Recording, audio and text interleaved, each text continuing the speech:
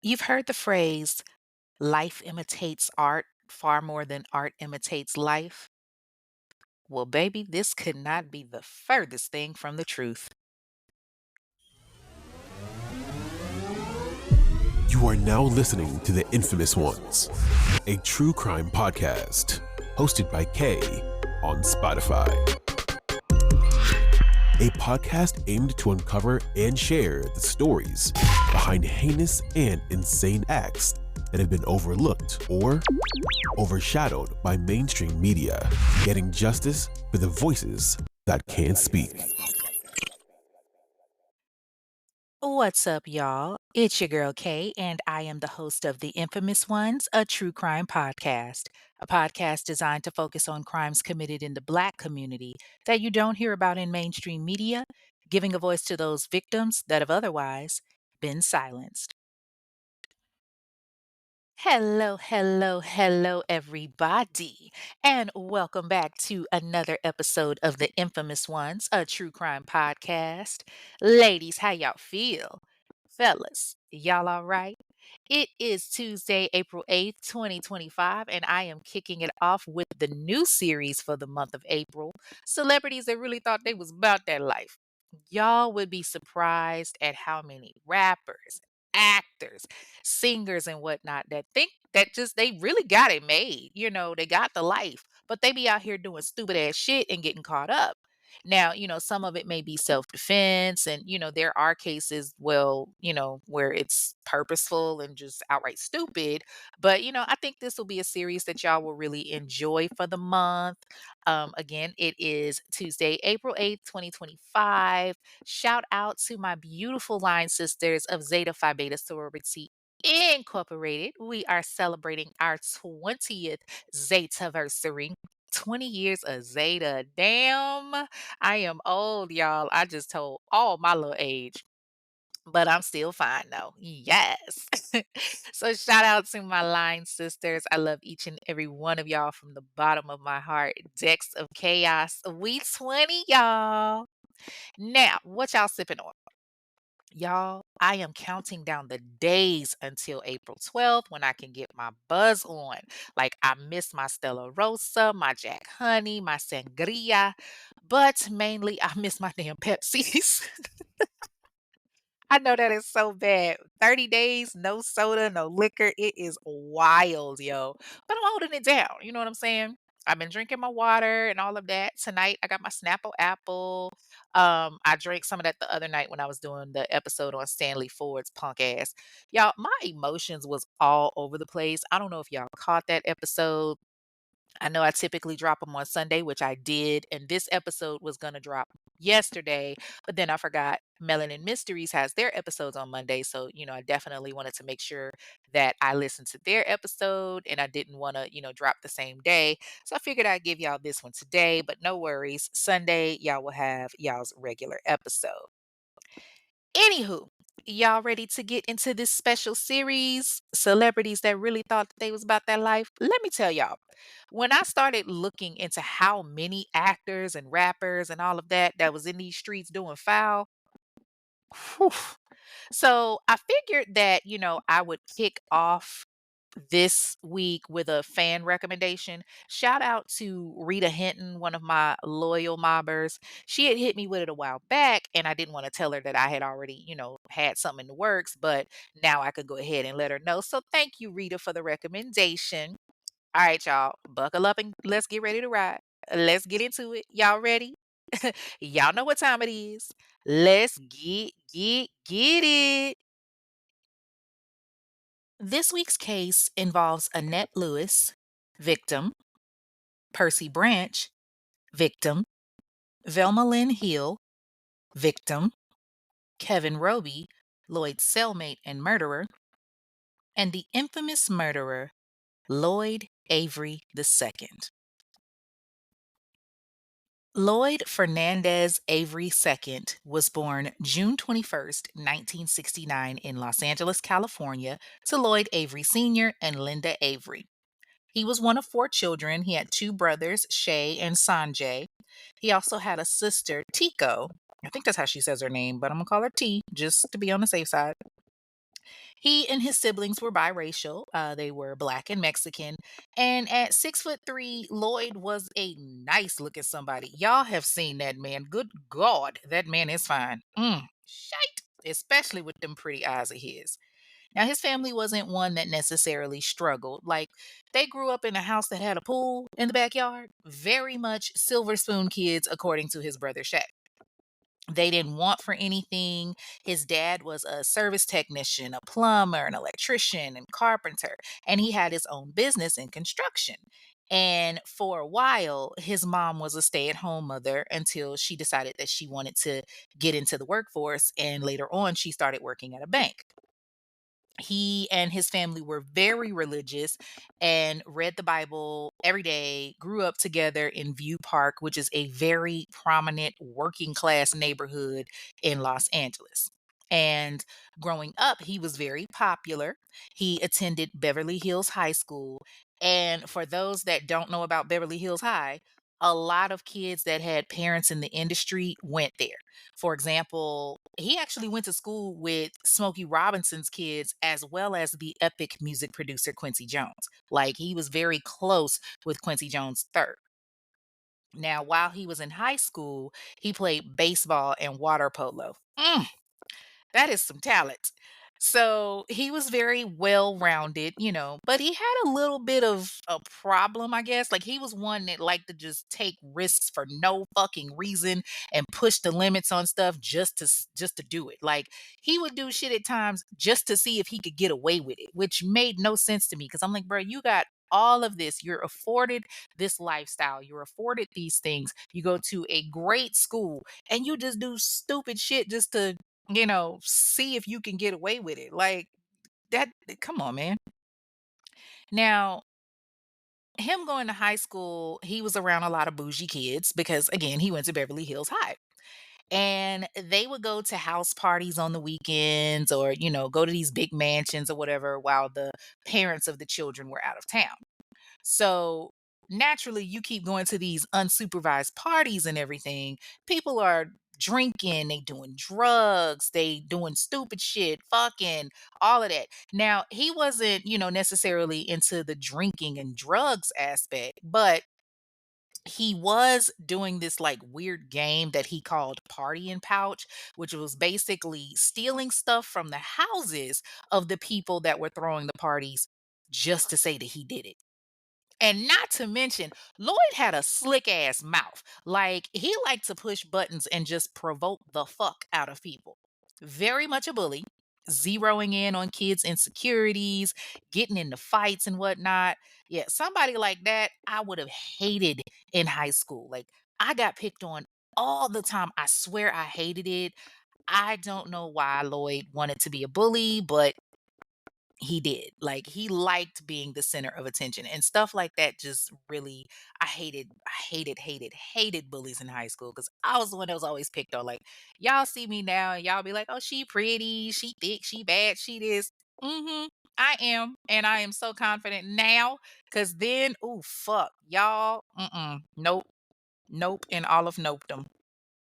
Anyway, so in 1988, while Lloyd was in high school, he and some of his friends were going to this party at UCLA. And a bunch of guys basically approached him, and whatever. Lloyd being Lloyd, he cracking jokes on the dudes. So I guess the other group took offense to whatever he was saying. And the next thing you know, all of them started fighting, just throwing hands, throwing blows.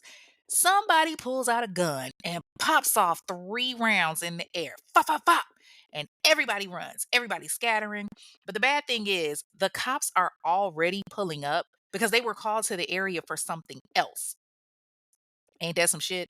So they arrest Lloyd because he has a fake ID on him. Now, he didn't have the gun, but he had a fake ID on him. So they arrest him and they lock him up, and he is in jail for 3 whole days.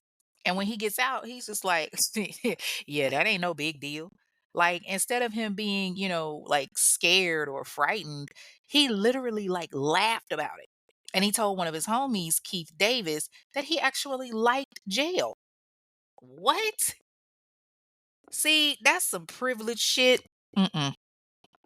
So once he graduated high school, he actually began to attend Los Angeles Trade Technical College. He never really had a goal to be an actor. Like his aspiration was music. So after being in school for a while, he decided to quit. And he had been working with his dad, and he told his dad his plans, and his dad, ooh, Lloyd Sr. was pissed off because he's like, son, I really want you to make something of yourself. And, he thought that his son was going to go into the construction business with him. But Lloyd told him, nah, Pops, I'm going to make something of myself in the music game. And I guess he was serious because he was going to get it by any means. And when I say any means, I mean stealing, because in 1990, he gets arrested again, this time for stealing studio equipment from Guitar Center. And of course, his parents, they're disappointed because this is not what they had planned for their son. Like, you can get anything you want. If you want music equipment that bad, you can just ask for it, bruh. You ain't got to go steal it. So remember I told y'all that Lloyd was a baseball player in high school, right? Lloyd's daddy got so mad at the fact that he got in trouble that he took his baseball bat to his SP 1200. Now, that's basically like one of those little drum machines or whatever. So his daddy got mad and took a bat to it. I freaking hollered when I saw that. That is some crazy shit. I'm sorry. And, the good thing about Lloyd being so close with his friends like Smokey Robinson's kids and Quincy's kids is because he was able to get into that world. But as fate would have it, he ended up crossing paths with John Singleton, a recent graduate of the University of Southern California's film school. Everybody knows who John Singleton is. That name should ring bells. He is infamous for movies like Poetic Justice, Baby Boy, Too Fast, Too Furious, Higher Learning, Rosewood, which I still cannot watch to this day. After watching it, I cannot watch that shit again because I promise you it's gonna make me mad at every white person that I see. And y'all, I can't. But of course, like I said, John Singleton is a name that rings bells. And he is most known for his prolific work, Boys in the Hood. So during the time that John Singleton was enrolled at USC as a film student, Lloyd ended up crossing paths with him. And they became friends. And in 1991, John Singleton wrote and directed his very first film, and probably one of the greatest films ever made, Boys in the Hood. And he put Lloyd in his movie. Now, granted, the role that he gave him was not a major role, but he became infamous. Now, if you've never seen Boys in the Hood, shame on you. You need to have your black card pulled and revoked. But for those that have seen it, Lloyd Avery plays one of the Bloods that crosses paths with Ricky Baker and Trey Styles. He was in that scene where Ricky and Trey were walking, going to the corner store and all of that, and Morris Chestnut's fine ass, aka Ricky Baker, had that carton of milk in his hand with the little scratch offs walking home. Lloyd's character played the role of the nigga in the back seat with that damn gun. Now, y'all remember earlier in the movie, Ricky and Trey were at the drive-in and everybody was hanging out and they were kicking it when the ops ended up knocking Ricky kind of like off his balance or whatever, and things got heated. But then it got escalated for real when Doughboy walked up and was on this whole, we got a problem here. We got a problem here, nigga. And then, old girl was like, "Dang, can we have one night where everybody ain't fighting and shooting and stuff?" That nigga was like, "Man, shut up, bitch." And soon as he said that, I was like, "This shit about to go left."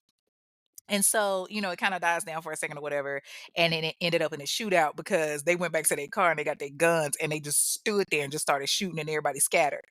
But the whole movie, basically, since that situation, they had their eyes, locked in on Ricky. Now, Ricky, really didn't do anything wrong other than, call him out for knocking into him. But, in that environment, you know, that's how you survive. But later on in the movie, they catch Ricky and Trey slipping. And who was it that pulled the trigger? Lloyd Avery II. He rolled down that window in that red car that had been creeping around the neighborhood all day. Trey sees it, turns around, and screamed that notorious line, Ricky! But it was too late. He got shot in the knee and then he got shot in the back. Now, again, even though his role wasn't big, That movie was such a success, which was crazy because Lloyd literally was only seen in the movie for like a total of 2 minutes. Like, if you look at the credits after the movie goes off, he's listed as Knucklehead number 2. I lie to you not. He only had 4 scenes that he was in. And from there, he became the blood that shot Ricky and took away his football dreams. That see, that made me so mad. He just destroyed that baby's football career, destroyed that family. I still want to know why the fuck they took that man back to the house instead of the hospital. I mean, granted, he was gone, but yeah. And they mama was foul as fuck for attacking Doughboy. Talking about what did you do? What did you do? Definitely showing favoritism to Ricky over Doughboy. Definitely. Now, after the success of the movie, Lloyd decided, all right, you know what? I need to go on ahead and get me an agent. And that's what he does. And he gets him an agent. I believe her name was Catherine. And he started going to all of these auditions and everything. And he actually ended up being cast on Doogie Howser MD. Y'all remember that show? And things were going good until it wasn't. So one day, Lloyd is doing this photo shoot for Jet Magazine. Mm, Y'all remember Jet Magazine, little Jet Beauty of the Week and all of that? Oh, Jesus, I am really telling my age. Let me quit. Okay, so during this photo shoot, Robin Harris is on set, right? And Robin Harris is probably one of the most profound comedians ever. May he rest in peace. But right after he meets Lloyd, Lloyd must have said something to him that he did not like because the next thing you know, child, Robin is grabbing Lloyd by his throat and choking the shit out of him on the couch. Like he just straight up attacked him. And to this day, nobody knows why. So time goes on, and Lloyd is doing Doogie Howser. And on the show in 1992, he played the role of Red. And even though he was acting, he still wanted to pursue his passion for singing and for music. So he decided to expand his resume and become a music producer. And one of the biggest songs that he produced was Tisha Campbell's Push, which was on her debut album. Y'all remember that song? Push. You got to push. Come on now, push. You got to push until you get it right. Okay, I'm probably still telling my age again. My bad. But that one was produced by the one and only Lloyd Avery II. And y'all remember she sang that on that episode of Martin when they were doing the talent show? I remember when Pam was like, Gina, are you singing or are you having a baby? Because Martin had her singing it all kind of crazy ways. But yeah. So while that was going on, John Singleton, he hits Lloyd up again and he was like, hey, I got another movie I'm doing. I want to put you in another movie. And Lloyd agrees to be in it. It's now 1993, and John casts him in the movie Poetic Justice, which was another box office hit. He had yet another small role where he played a thug, of course, but he did it very well. And that scene where he was playing that video game with his boy, and he looked up with them sexy ass eyes of his. Good God Almighty, take the draws, cause damn, mm, woohoo, he could get it front, back, side to side, baby. It would be a daycare full of kids. Never mind, never mind. Told too much information. Sorry. I'm not trying to get my head knocked between the washer and dryer. Let me quit. I'm sorry. But once again, like I said, homie is fine. And oh, I was so mad when him and his boy went and killed Markel in the movie. I was like, damn, yo. But the movie premiere, his mouth got him into trouble again. So at the movie premiere, everybody is sitting back watching and enjoying. And when the closing credits come across the screen, Lloyd just stands up and yells, man, this shit is whack, John. Now, look, John apparently was used to Lloyd's outburst, but not a lot of others had John's patience. Like, it's like, come on, bro. Like, John Singleton is one of the biggest directors, and you're insulting him because you didn't get a bigger role. Like, that's bullshit, bro, for real. And over the next couple of years, he really didn't have, many breakout roles. He was cast in a few more movies here and there. In 1996, he had a very small role in Don't Be a Menace to South Central while drinking your juice in the hood. He played the thug in the back seat, but he actually got cut from that movie. Like that scene got cut altogether. And then in 1999, he played in the movie The Breaks, where he was one of the guys in jail. Ooh, talk about typecast. God damn. In 2000, that was his next major role where he played Nate in the movie Lockdown. Now, Lockdown was one of those movies that fucked me up because that was the movie that starred Richard T. Jones as the swimmer. Y'all know Richard T. Jones. Y'all have seen him on The Rookie. He's most notoriously known as Mike from Why Did I Get Married? Motherfucker. I will never forgive him. I don't care how many good roles he plays in. He is always going to be Mike from Why Did I Get Married? Bald headed bastard. Anyway, sorry. Okay. So yeah, like I said, it starred Richard T. Jones as the swimmer. And y'all remember what's the guy's name?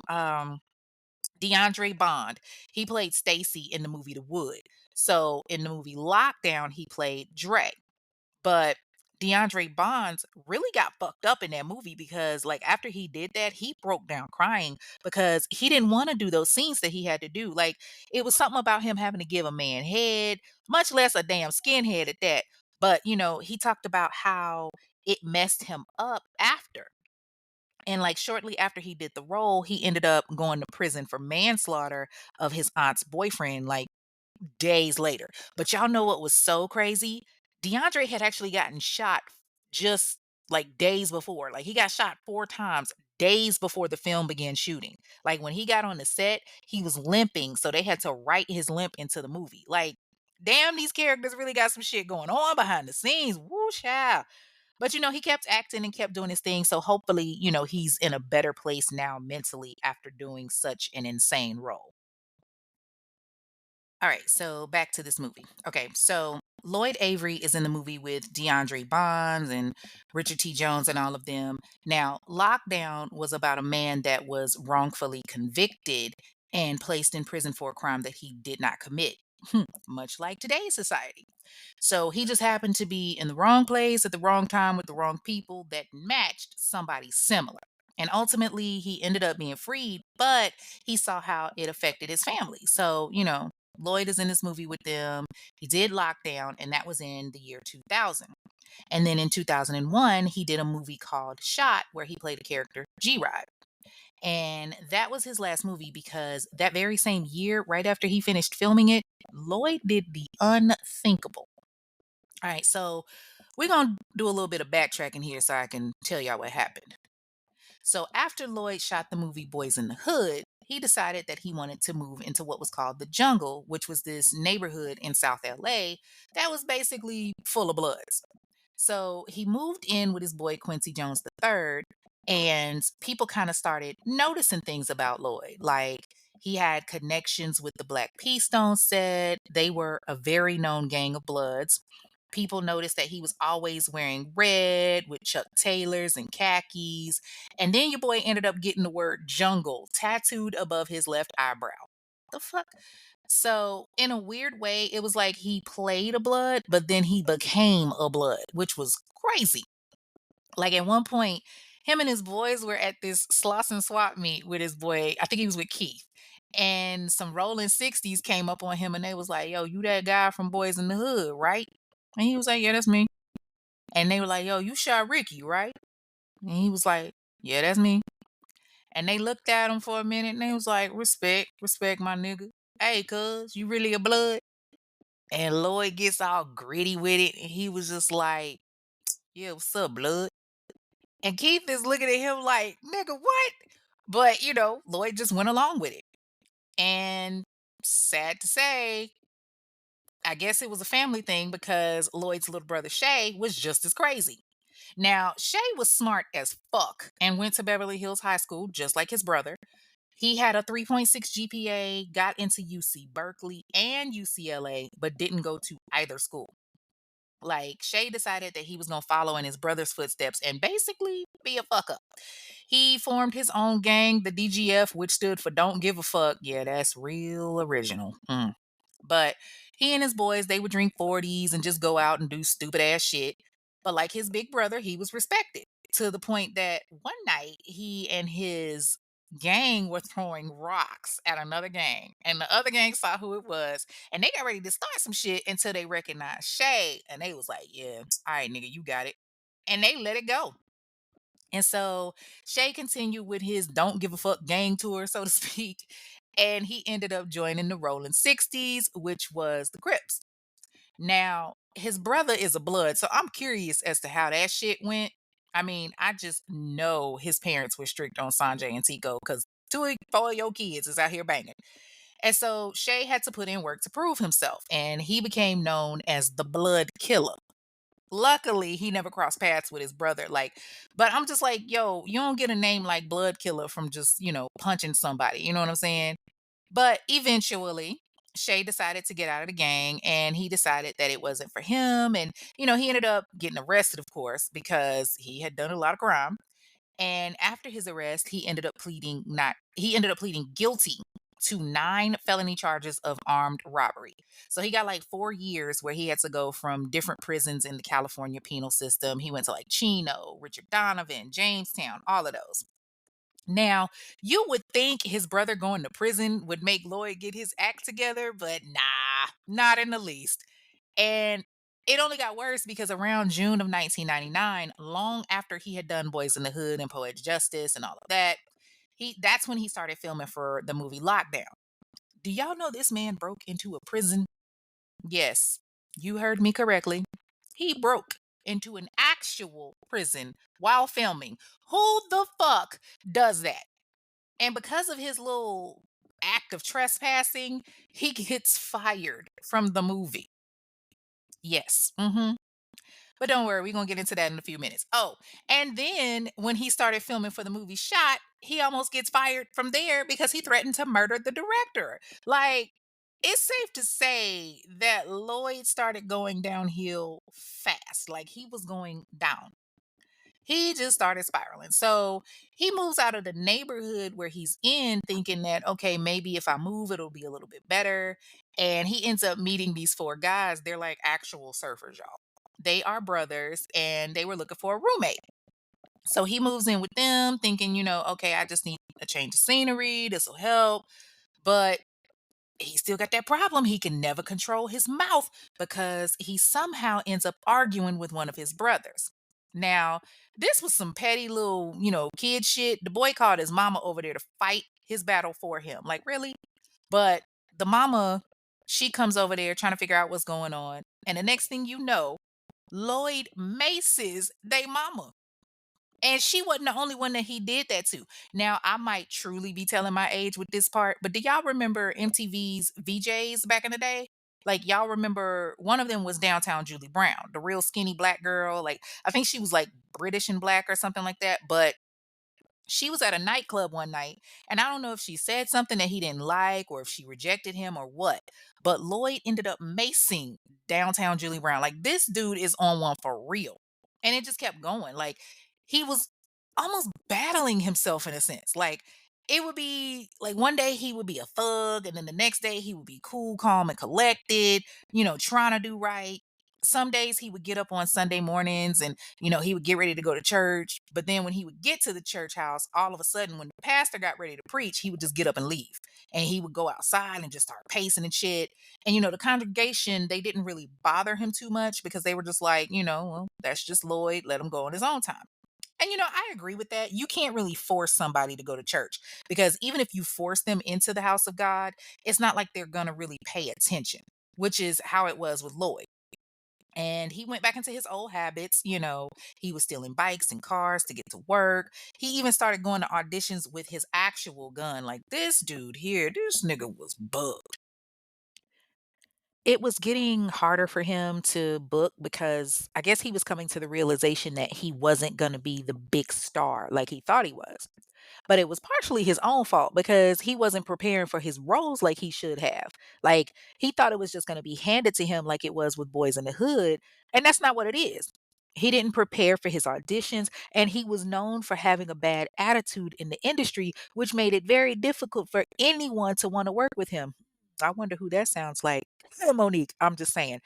And, I guess that he had that on his mind when he did what he did, and my thing is, yo, When you are known for being a troublemaker in the industry, when you're known for being problematic, people don't want that. People don't want to work with you. And that's just what it was with Lloyd. And so, he's got to carry that with him. And I guess he did because on July 1st, 1999, Lloyd is at the Santa Barbara Plaza and he's kicking it. And it's like 4 o'clock in the afternoon. And he sees some people that owe him some money for some drugs. And who he sees is Annette Lewis and Percy Branch. So he goes over to the two of them and he's like hot.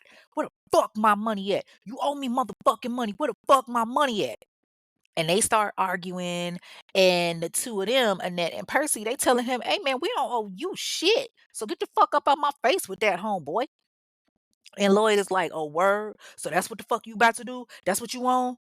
So he pulls out his 45 and he shoots Annette in the chest. And then he turns around and shoots Percy in the stomach.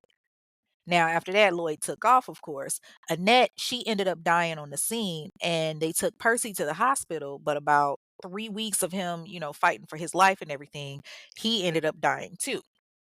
So Lloyd is ripping and running and dodging everywhere. But y'all know this fool still managed to film two whole movies, Lockdown and Shot, which is crazy to me because nigga, how are you a wanted man and you still filming movies? The murders occurred on July 1st, 1999, but he wasn't arrested until December 8th, 1999. So after he shot Annette and Percy, that was when he filmed the movie Lockdown. The filming started July 14th, 1999, and that was like where he was on set for 2 whole weeks. Now, the movie was shot in New Mexico at the penitentiary there. How the fuck this nigga was able to film two movies is beyond me, but he did it. And so while he was on set of Lockdown, he was definitely causing chaos. So he gets into it with the hair and makeup person and he threatened to murder their family. Then he just starts fucking with Master P, just like fucking with him to the point that P's people was just like, yo, you want us to fuck him up because we will, won't it? And, you know, everybody was like, nah, nah. P was like, nah, nah, youngin, let him just chill. We got something for that. Let him chill. And the staffing of the movie and production was like, nope, we gonna handle it. And so as a result of it, the producers decided to cut some of the scenes that Lloyd was in. See, you had an opportunity to do what you were supposed to do. You could have got more scenes, but you didn't. So they cut so many scenes to the point that his ass got fired. So when he gets fired, he went and stole this boombox and was back there just playing music and everything in his dressing room, basically being an asshole. Like, fuck the fact that you just got fired, nigga. You just sit up here kicking it and everything. But okay. And so the staff comes to him and, they like, yo, that boombox don't belong to you. Like, come on, man, we need that back. So instead of just giving it back to them, Lloyd goes to the makeup room and just goes straight at P. Like, nigga, you trying to fight Master P? Really? Like you really think you about that life for real? And so one of the makeup artists, like intervenes or whatever, and then DeAndre, the guy that played Stacy in the Wood and had this fucked up character in this movie or whatever, he intervenes too, and he jumps on him, and he was like, "Yo, come on, man, chill out, chill out, chill the fuck out." And Peace people was like, "Man, fuck all that, let that little nigga go." You heard me? Let him go, Woody. So they chased this man clear off the set. Keep in mind, okay, Lloyd is still dressed like an inmate for his scenes. So it just so happens that he runs up on an actual prison and gets chased all the way to where he was put up against a tall barbed wire fence. Okay, homeboy scaled that fence so quick, and everybody is just like, "Oh fuck," because this is not supposed to happen. So at this point, there's guards everywhere. They got their guns drawn. Now, it just so happens one of the film producers is a Navy SEAL. So he's like trying to advocate for Lloyd and he's like pleading with the guards and the snipers. And he's like, "Sir, stand down. Don't shoot. Don't shoot." He didn't know. His ass was lucky he didn't die. Mm. Can we say an omen of what is to come? So once everything is calmed down, the crew and the guards, they tell Lloyd, like, yo, you got to get the fuck up out of here. Like, real shit, you need to leave New Mexico, like, right now. And clearly he knew that he was outnumbered for once, so he left. Now, Lloyd goes back to LA and he's laying low and he decides to hang out with one of his agent, Christine Chapman's sons, Sean. So he starts hanging out with Sean and he spends the night at Sean's house, kind of like a, hey, let me just crash on the couch for the night. But he literally did not leave. Like, he was there for like 3 months and Sean was scared as fuck to ask him to leave. Like, he literally told his mother, I ain't gonna say nothing to him. I don't know how he's gonna respond. So Lloyd became an unauthorized roommate. And that's when he went ahead and auditioned for his next role, which was in the movie Shot. Now, Roger Roth, who is the film director and writer of the script, he was completely blown away by Lloyd's audition. Now, Shot was kind of like a different kind of movie. It was like based off of the main character, G Rod, who is a gang member, surprise, surprise, who let this white photographer like ride with his gang and, basically document how it was living in the hood. So Lloyd wanted to make sure that he got the lead role and like he's thinking like, all right, yo, I know I'm gonna get this role. So he went to Roger and he looked at him. He was like, yo, for the duration of this audition, you're gonna call me G Rod. And he had a prop gun on him. And honestly, I don't doubt if that shit was real. But they said it was a prop gun. I'm thinking it was real though. And so he kept it on him the whole time. And he was really feeling himself like he was that nigga. He played that role of the thug very well. And Roger was just ecstatic. Like to him, Lloyd was one of the best actors he had ever worked with. He could nail the role easy. He can make you believe it. Like he can make you feel it. And Lloyd was just as excited since, this was like his biggest role since Boys in the Hood. But then Roger asked him kind of a strange question. While he was preparing for a scene one day, he just randomly asks Lloyd, "Hey, have you ever been involved in a killing?" Okay, now this is where I start thinking, No, you done fucked up, right? No, no, no, no, no, no, no, no, no, no. You know you done fucked up, right? because what the fuck made him ask that? I don't know. Because if he said yes, what the hell are you gonna do? You asking a random thug ass nigga if he killed somebody. Why? What purpose did that serve you asking him? What was you gonna keep? Like, what was you gonna keep it a secret? Try to use it over him? Like, what the? Shut the fuck up and direct the damn movie, fam.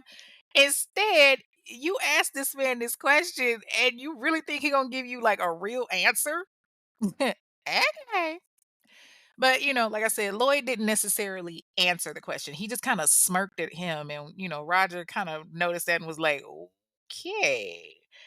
And he just dismissed it. That is some dumb shit if I've ever heard of it. Are you trying to die? So as time went on with the role, Lloyd became like the genuine character. And he literally started doing that shit for real. Like he would bully the fuck out of Roger and find ways to intimidate him. He started threatening him. He started saying he was going to kill him and all of that shit. I mean, you asked this man if he was a killer, right? I mean, are you really surprised? Like Lloyd got so mad at Roger one time that he told him, "I'm gonna wait until your motherfucking ass think I fucking forgot about it, and I'm gonna get your ass, motherfucker." And Roger didn't say anything. Like that nigga was shook. And I mean, what could you say though? Like you asked him if he was a killer.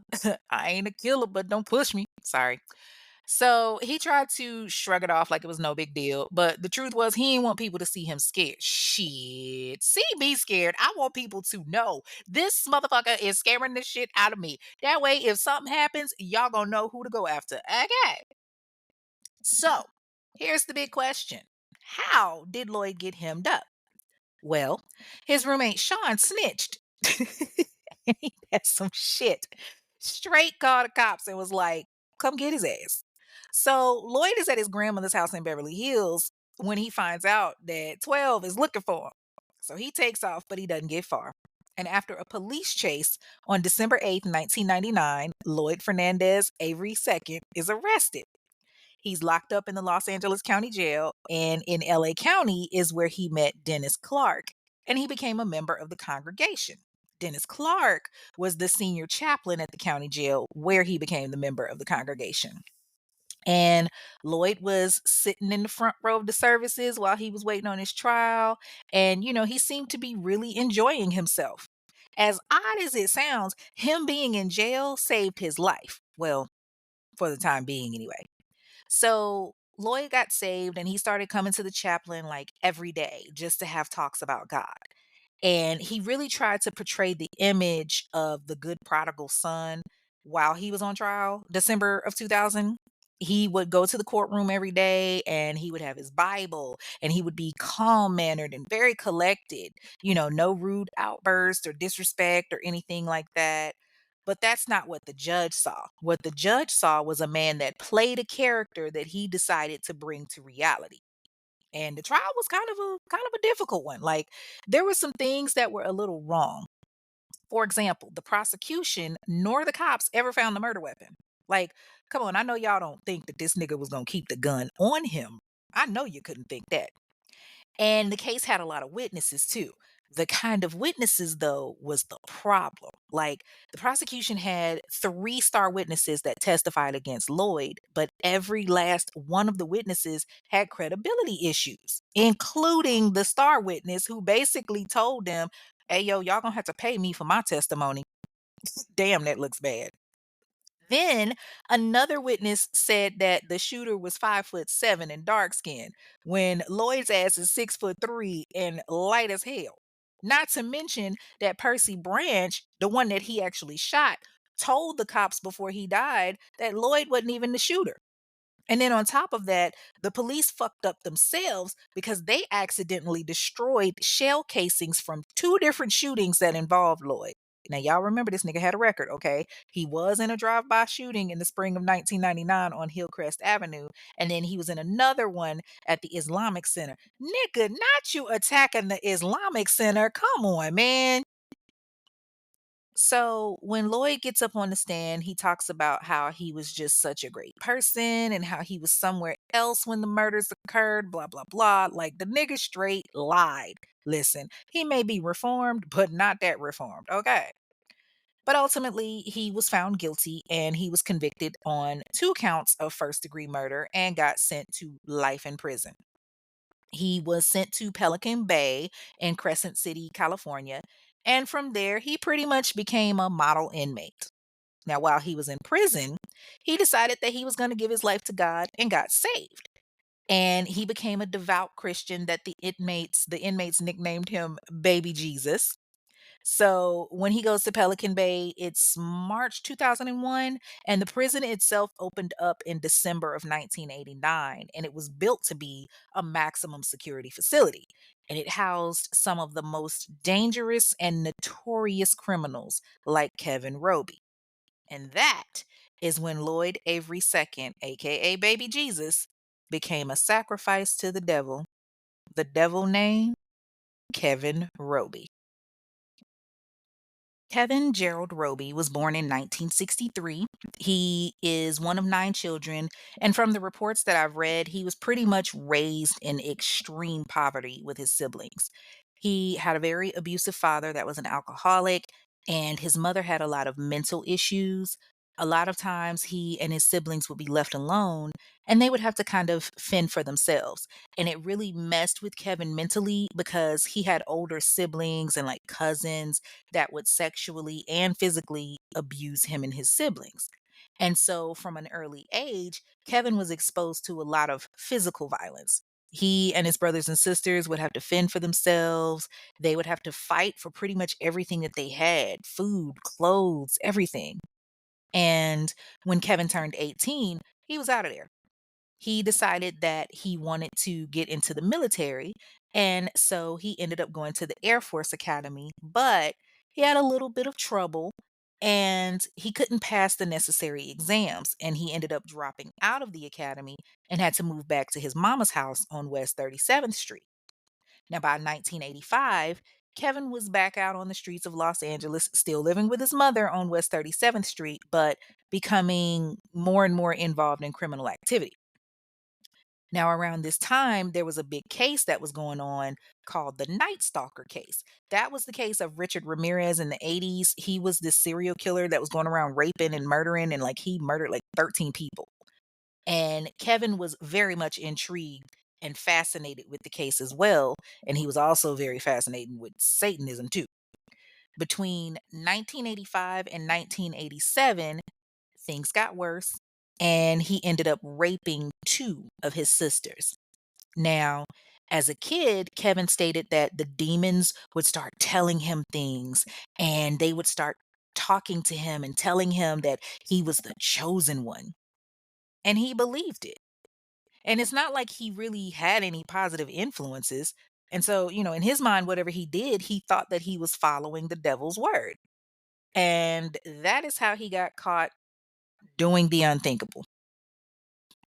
On January 30th, 1987, Kevin is at home and he makes a 911 call about his sister, Velma Lynn Hill. Velma Lynn Frances Hill was born May 2nd, 1961, and she was the older sister to Kevin. Now, unfortunately, there's not much on their background other than they grew up in extreme poverty. The father was an alcoholic and abusive. The mother, was mentally ill.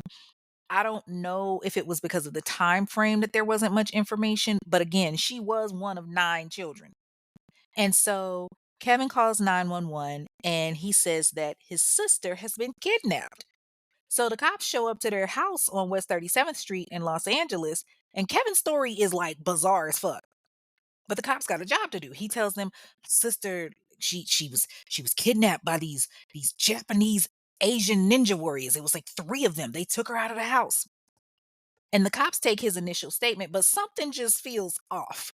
So the next day, on January 31st, they go back to the house and they start asking him some questions. Japanese ninja warriors came and took your sister. Okay, why don't you walk us through what happened? And so Kevin starts to talk and walk with them through the house and everything. And he's telling them this grandiose story about these 3 Japanese ninja warriors coming to take his sister. And in the process of him doing that, the cops go outside and they find Velma Lynn Francis Hill dead in a trash can covered up by dog food. They perform an autopsy on her body and they see that not only is she dead, but she's been sexually assaulted. Like her entire vaginal area was just destroyed. Kevin had raped his sister twice and was arrested for the rape and murder of his sister. He was taken to Los Angeles County Jail and didn't even try to deny anything. In May of 1988, Kevin ended up having a jury trial after the investigators found out that he had not only raped Velma Lynn, but had raped another one of his younger sisters as well. And she survived it and was able to tell the officials that he did it. So in May of 1988, he decided to have a non jury trial by the Los Angeles Superior Court Judge Robert Altman. He was charged with 1 count of murder and sodomy and 2 counts of rape. Kevin was convicted and sent to prison from the Los Angeles County Jail on August 24th, 1988. And what prison was he sent to, you ask? Pelican Bay in Crescent City, California. The judge gave Kevin life without the possibility of parole for first degree murder and rape with resisting forces violence within enhancements for use of a firearm. Now, when the judge asked him why he committed such a vile act, he said that the demons told him that he was the chosen one and that murdering his sister was a sacrifice to seal the fact that he would be a part of the demonic world. He said that the demons told him that he had to rape her to release the energies to open the portal for the demons to come and get him. Now, he says that he's not mentally ill, but as a child, he was diagnosed with schizophrenia with delusions of grandeur. But this is according to him that he's not mentally ill. So, yeah, take that with a grain of salt. So, he gets sentenced to Pelican Bay, a high level maximum security prison. Now, I did some digging and found that since its inception, there's been 18 deaths at Pelican Bay. Now, of course, I'm pretty sure there's been more since this story has taken place, but at that time it was 18. Now, once Kevin got into the prison, he was pretty much by himself for the majority of the time, solely for the fact that everyone in the prison knew that he worshiped Satan and didn't believe in God. So no one would be stuck with him in the prison cell because of one, their safety, and two, religious reasons. But that all changed when Lloyd Avery became an inmate at Pelican Bay. Lloyd ended up being housed in a cell with Kevin. Now, Kevin warned the staff that putting Lloyd in the cell with him was pushing his agenda of Christianity on him and that he didn't appreciate it. And a part of me is like, okay, I can understand and agree with that because even though I think it's sick as fuck that he worships Satan, you still have to respect his beliefs just as much as you have to respect the beliefs of Lloyd. And a part of me wonders if the guards did it as a way of entertainment because you housed a devil worshiper and one who does not believe in Jesus with someone whose nickname is Baby Jesus. What was the reason for that? Reason. What was the reason? I had a reason. What was the reason? I had a reason. What was the reason? I just explained the reason. What was the reason, bitch? I don't need to explain myself to you. And What he was said, the reason? I guess Lloyd felt like he could handle it. Like he was telling his people, listen, God is putting him in my life for a reason. August 29th, 2005, Lloyd actually wrote a letter to the chaplain and explains to him, Kevin knows that I'm a devout Christian, and I pray for him to the Lord every day that he gives his life to God. But Kevin didn't give his life to God. Instead, just a short week later, he gave Lloyd's body.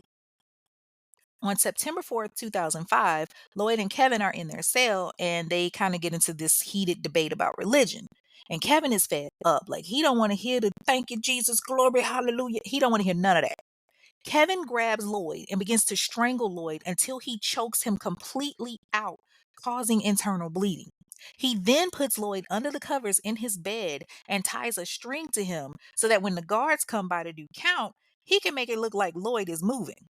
Which, I'm sorry, but that tells you how half assed these guards were. Because how the hell do you not actually physically look at this man to see him? Kevin is moving him like a fucking puppet or something. And over the next day and a half, Kevin is living a high life. He in there eating his food and Lloyd's. He's writing letters to all of, Lloyd's little pen pals, writing some little nasty shit too. Like it was just so much. But then he decides to take it a step further. He decides to exsanguinate Lloyd and drain him of his blood like he's some fucking vampire. He takes Lloyd's blood and draws pictures on the cell walls with it, drawing pentagrams on the damn walls. Lloyd is laid out on the ground. He even put him in a pentagram position. And Kevin writes on the walls, this is my warning to God. He is next on the agenda once I accomplish what I want to accomplish in this realm. Yeah, he wrote that shit on the walls. That's some sick shit. So only then do the guards see Lloyd's body when they see all this blood everywhere. And of course, they ship Lloyd's body off to the infirmary, but homie is already decomposing at this point. It's just pretty much a formality. So they officially pronounce Lloyd dead and his family, they're distraught. They want answers. How did this man end up for days and end up dead for days and nobody noticed it? Like at this point, Lloyd's family is trying to figure out how they're going to get their answers. They consider suing, but there's too many holes according to the state in this story. They lay him to rest and unfortunately Lloyd Avery II is dead at the age of 36. Kevin is moved from Pelican Bay and transferred to Chino, but he was far from done with his satanic ways. On Sunday, August 30th, 2024, roughly around maybe 8:30 p.m.ish, Kevin Roby, now at the age of 60, is dressed in only his boxer shorts and he leaves his housing unit. So the guards watch him and they're telling him, Roby, get back in your unit. Stop. But he kept walking away from his housing unit and headed towards the yard. And the guards see this and they try to stop him, but he pulls a shank out of his drawers and just starts attacking motherfuckers. He manages to stab one of the guards in the head and gave him like a 3-inch gash, barely missing an artery, barely missing anything vital before he is finally subdued by multiple officers. Y'all got all these officers on one man that is damn near naked? Seriously? So they put him in restraints and they transfer him They transfer him, and then they also transfer the officer to Kaiser Hospital in Ontario for emergency treatment. Now, after the whole thing, they decided Kevin can't be in Chino no more, so they transfer him from the California Institution for Men to a facility with a higher order of security because clearly this motherfucker needs it. Now, of course, after this incident with Kevin, the officers and the guards, they talk about how they're concerned about the safety of the staff when it comes to these inmates. And this isn't the first time that something like this has happened. A lot of the prisons in the California correctional system, mainly Chino, face scrutiny because of the internal problems that they faced. And they were looking at the governor of California, Gavin Newsom, to fix it. Now, the municipal offices and community members were demanding that Governor Gavin Newsom and the California Department of Corrections and Rehabilitation take those 39 former death row inmates out of the Chino Institution for Men and place them elsewhere. Because you've got 39 death row inmates in a security prison that is, or excuse me, in a lower level security prison. That prison was never built or made to host the high profile criminals that it housed. That prison was rushed to construction in 1941 and it didn't necessarily meet the standards of the other prisons. Well, what do you mean by that, Kay? I'm glad you asked. See, Chino was never supposed to house the most notorious inmates. It was supposed to be a minimum security level prison, but they ended up housing the most notorious and horrific inmates that there were. So they tried to make quick adjustments and improvements to make it seem like it was maximum security, like they topped the fences with razor wire. But that didn't slow them inmates down that were trying to escape. Nah, baby, they were determined. All they had to do was throw some blankets over the barbed wiring and climb on over to the other side. Let's take, for example, Kevin Cooper. Ooh, shit, these Kevins are something else, boy. But anyway, in June of 1983, Kevin Cooper, who was serving a sentence on burglary, he got out of the prison like it was nothing, put some blankets over that barbed wire, crawled right onto the other side, and walked 4.5 miles west, where he decided that he was going to hide out in what he thought was an empty house. But the house actually belonged to Doug and Peggy Ray. And when they came home with their family and they found him there, Kevin attacked them using a hatchet and a knife and killed them and their 10-year-old daughter and their 11-year-old son. Now, the son ended up surviving, but of course, Chino was under fire because of the lack of security. First of all, you can't have me living that goddamn close to a prison. 4.5 miles, this motherfucker was able to walk and just broke into somebody's house. I'm not living that fucking close to no prison, fam. Absolutely not. So, once again, they're rushing to make improvements. This time, they decide to put up electric fences and add more razor wire on top of the fences, add some little guard towers, some motion detectors, the little nighttime illumination, all of that. Like, that sounds good, right? Yeah, it does. But in order for all of that to be effective, it has to actually fucking work. And there were too many times where there were breakdowns amongst the property. Like, for example, in 2018, Michael Garrett, another high profile criminal, escaped from the prison because the motion detectors on the grounds had been inoperable for over 5 years. It got to the point that some inmates would leave the prison, go out at night, party and kick it with the prostitutes and the hoes, and then come back in the yard before bed check. But after the attack on the guard from Kevin, that's when the staff gets concerned because now they're injured. Funny how as long as the inmates was just trying to escape and some shit and, wasn't necessarily fucking them up, they didn't care. But the minute that it involved a staff member being injured, now all of a sudden they're concerned. But okay. So, one staff member who wanted to remain anonymous said, I fear for the safety of my partners and I fear for my safety.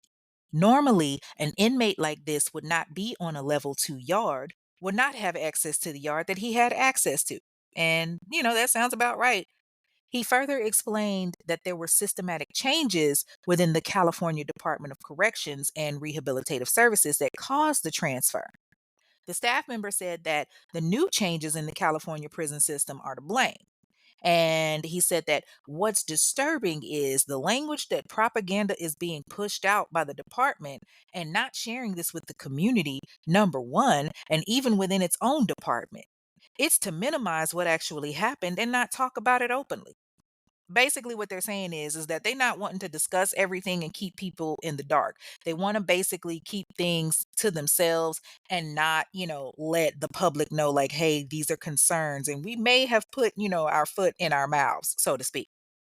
And of course, since these allegations were being brought to their attention, the California Department of Corrections and Rehabilitation released a statement where they deny everything, saying the California Department of Correctional Rehabilitation takes all security incidents seriously.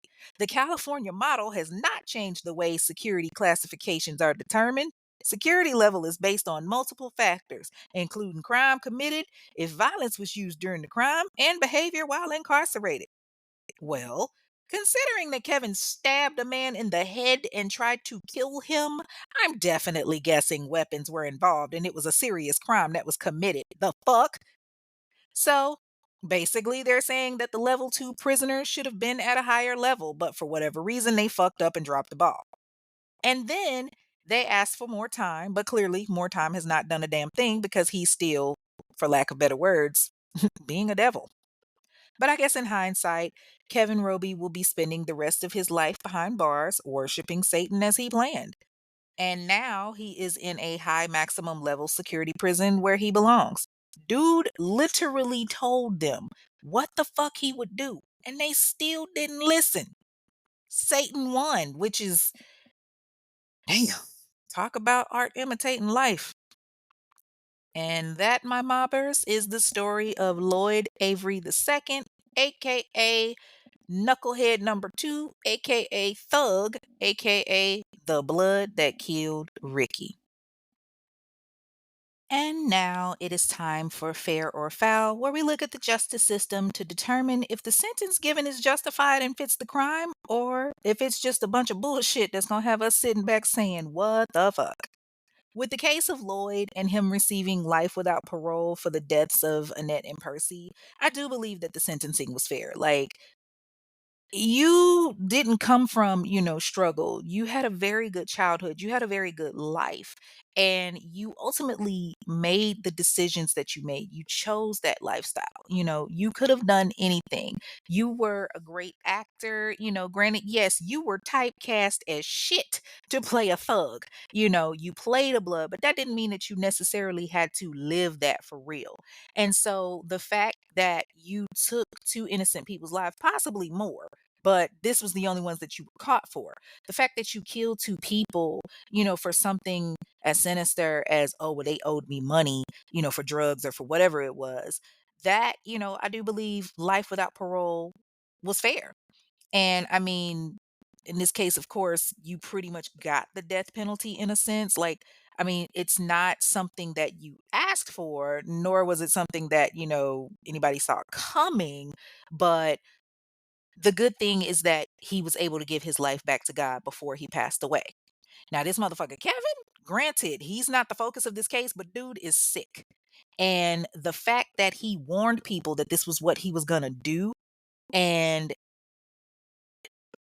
then he, I mean, basically, he told him, like, this is what I'm going to do. And then he did it. I mean, yes, it's on him, but it's also on the prison system. Why would you put a man that worships Christ and worships God and is so highly religious in the same fucking jail cell with somebody that worships Satan as if he was God? That's just stupid. The two don't go together. Like, it really comes off like maybe this shit was a setup or something. So I can understand why Lloyd's family would be so concerned and have so many questions, like the fact that the guards let it go for so long and they never even checked and actually looked at Lloyd when they were doing so-called body counts. Like, this man was in the cell. You never saw his face. His hand only moved. The fact that he was lying down the whole time was never questionable to you. The fact that this man was always going around preaching to other inmates, but all of a sudden he's not moving, y'all didn't find that concerning? Like, this nigga Kevin, excuse me, he's not a nigga, but this man Kevin was literally in the cell eating his food and doing all of this insane mess for over 24 hours. What kind of body checks or body counts did y'all do? Because it sounds like y'all didn't do shit. You're concerned about the safety of your officers, but at the end of the day, the inmates are still humans too. Yes, it's a prison, and yes, it's supposed to be max security and everything, but they're still human beings at the end of the day. They still had their lives, they still had their religion, they had their rights to worship who they worshiped. And common sense, that's just like when you're in college and you link up roommates to be in a dorm together. You don't link up, a roommate that you know is not going to get along with another one. That's like you sit up here and say, "Oh, I'm gonna put a freshman with a senior," or "I'm gonna put, a mama's boy with somebody that." Hates mama's boys. That's stupid. I know that was a bit of a reach as far as the comparison, but still, that's stupid. You put a person of religion with someone who hates religion. Like, come on. This man was choked, bled out internally, and exsanguinated for fucking sacrificial purposes. Can we say inhumane? The fuck? That is all for this week's episode of the Infamous Ones, a true crime podcast. You can follow the show on the various streams on Instagram and TikTok at Infamous One Podcast. And it's a number one, by the way, not spelled out. And you can leave a review there. On Twitter, it's Infamous One, or excuse me, X, it's Infamous One Pod, where you can also leave a review. On Facebook, you can join the private discussion group, the Infamous Ones discussion group. Listen, if you don't answer the questions, you're not getting in. It's that simple. Okay. I'm not gonna repeat myself.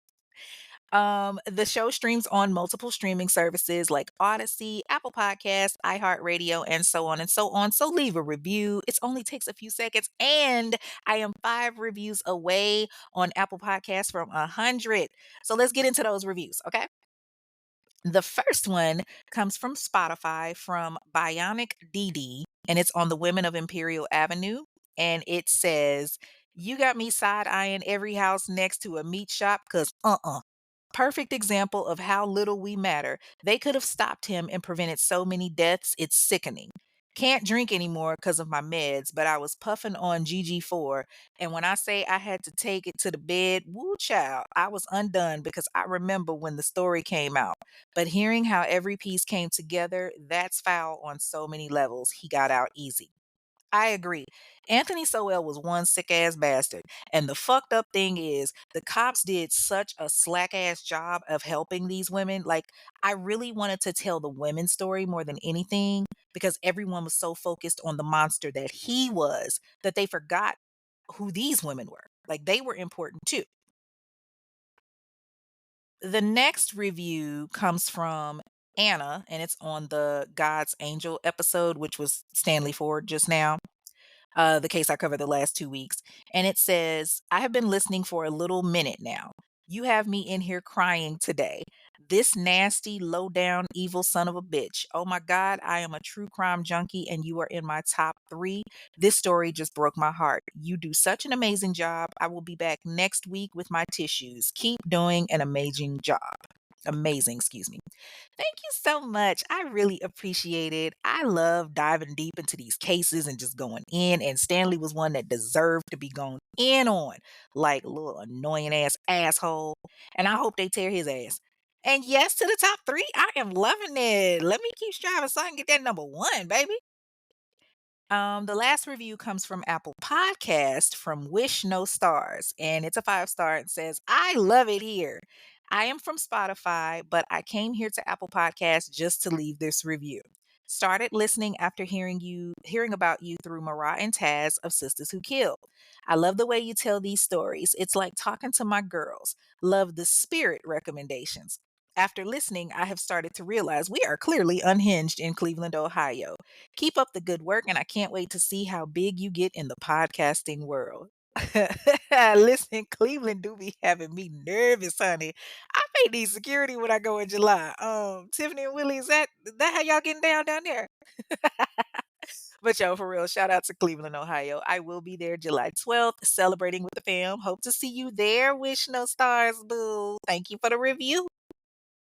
Feel free to check out some of the events that are coming up.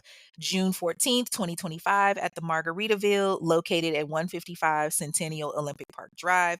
Yours truly will be hosting the first live event. It kicks off at 2 p.m., and it is definitely going to be a vibe. Tickets are available on Eventbrite at $100 each, and I'm actually going to be nice. Let me tell y'all this, okay? A lot of people got their tickets when they were early bird at $65, but the original price was set for 100. Reason being is because you're paying for food, you're paying for photos, and this is not going to be no, oh, let me just take a picture on my cell phone, which you can do, but there's going to be a professional photographer there to make sure that everybody gets a wonderful quality photo. The food, you're getting, appetizer, entree, dessert, beverages, not to mention the venue space and everything. So that $100 does go a long way. It technically should be close to $175 per person because I'm only selling 30 tickets. But what I may do, I'm gonna think about it. I may drop the tickets down to $80 for 1 week. Now the tickets are going to be sold until May 31st, okay? And like I said, it's only going to be 30 people, 30 tickets being sold. A lot of them have already been sold. Shout out to those that got their tickets early. But May 31st, no more tickets after that. Please stop waiting. Please don't wait till the last minute and then you be mad because your homie done got a ticket and you didn't, okay? And tickets will be checked and scanned at the door. So I'm going to be nice and drop the ticket prices down to $80 for 1 week only. If y'all don't get y'all tickets within this 1 week, so sorry for you. It's going to go right back up to $100, okay? And it's a lot that you're getting for that. So just keep that in mind, all right? Saturday, July 12th, 2025, Cleveland, Ohio. It's going down. Your girl will be in Cleveland, Ohio with Melanin Mysteries celebrating their 1 year anniversary. It is a free event, 3 p.m. to 8 p.m. Lots of food and fun. Hit up Tiffany and Willie from Melanin Mysteries for more information. So, y'all, it's back to back. You got the live show in June in ATL, and then you've got the 1 year anniversary in July in Cleveland. Oh, and shout out to everyone that has congratulated me on my new book release, Captive, which is available on Amazon Kindle. I am so excited. Paperbacks are coming soon. Thank y'all for the love. It really means the world. If you have not already, make sure to like and subscribe to my new YouTube channel because the first video will be dropping April 20th. My YouTube channel is Infamous One Pod. You can go and search it out on YouTube or you can like it from the Facebook page. There's a lot more that's coming up that I have not even begun to tell you guys about. And I am so excited because when you do find out, baby, you are going to gag, honey.